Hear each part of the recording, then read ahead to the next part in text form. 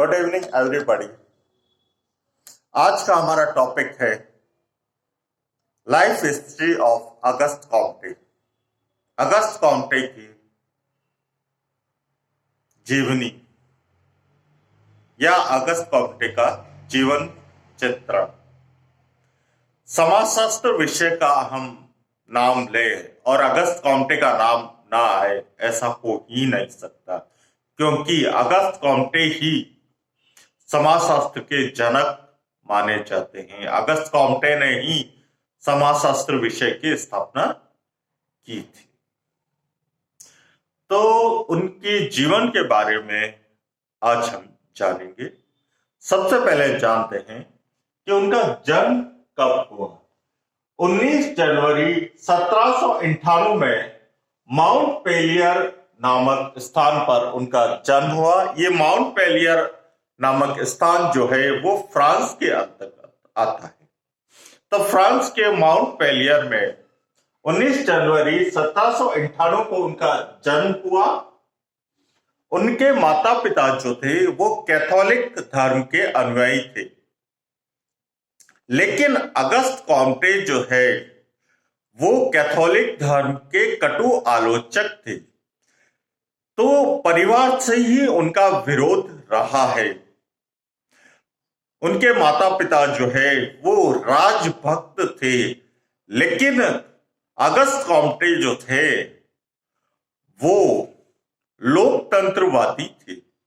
वो राजतंत्र में विश्वास नहीं करते थे, उनका विरोध करते थे। तो अगस्त कॉम्टे की प्रारंभिक शिक्षा जो है माउंट पेलियर नामक स्थान पर हुई।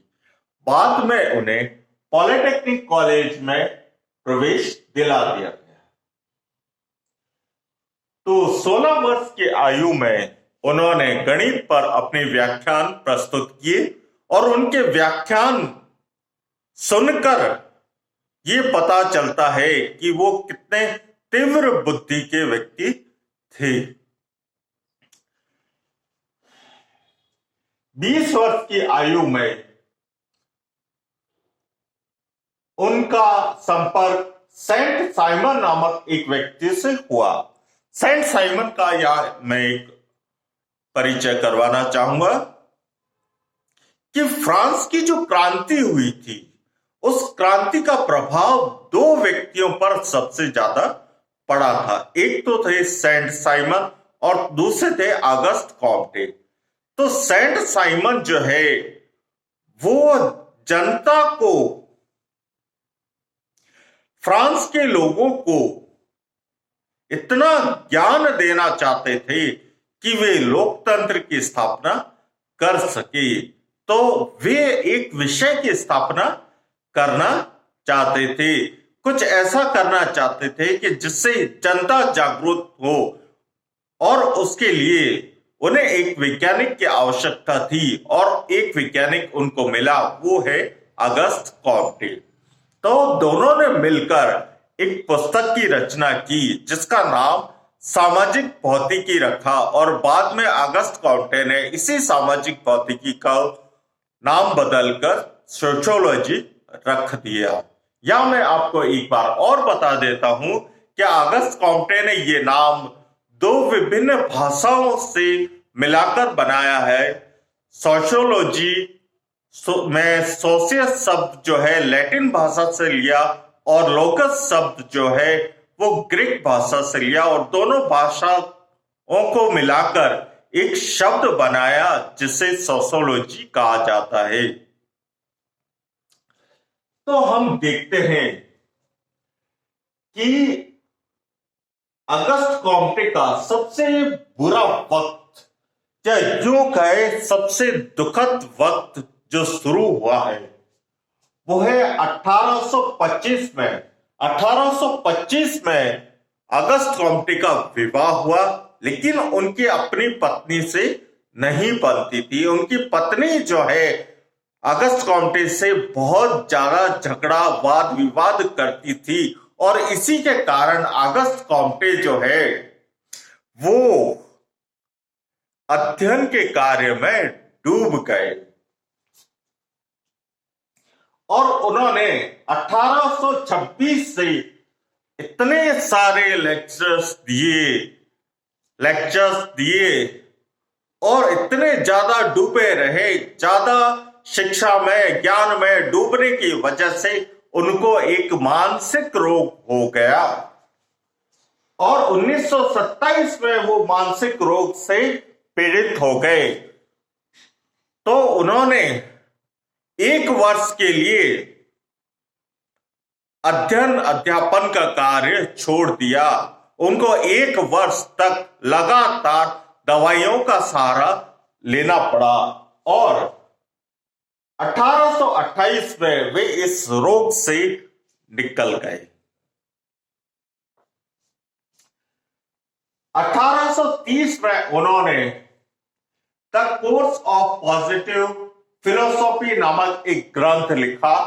यह ग्रंथ जो है वो 6 भागों में प्रकाशित हुआ और 1942 तक ये प्रकाशित हुआ और 1942 में ही उनका अपनी पत्नी से तलाक हुआ।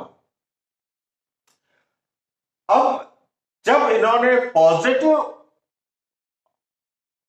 फिलोसॉफी ग्रंथ लिखा, उस समय जो है इनकी आर्थिक स्थिति में इनका जो खर्च है वो एक निजी कार्य से चलता था। मतलब अगस्त कॉम्टे का जो खर्च है वो निजी शिक्षण संस्थान से चलता था। ये एक निजी शिक्षण संस्थान में कार्य करते थे। 1851 से लेकर 1854 तक सिस्टम ऑफ पॉजिटिव पॉलिटी नामक इन्होंने एक ग्रंथ लिखा जो 4 भागों में प्रकाशित हुआ। तो इनकी आर्थिक स्थिति जो है वो बहुत ही डावाडोल थी। तो इस ग्रंथ को लिखने की वजह से उनको पॉलिटेक्निक स्कूल में एक प्रशिक्षक के पद पर इन्हें नियुक्ति मिल गई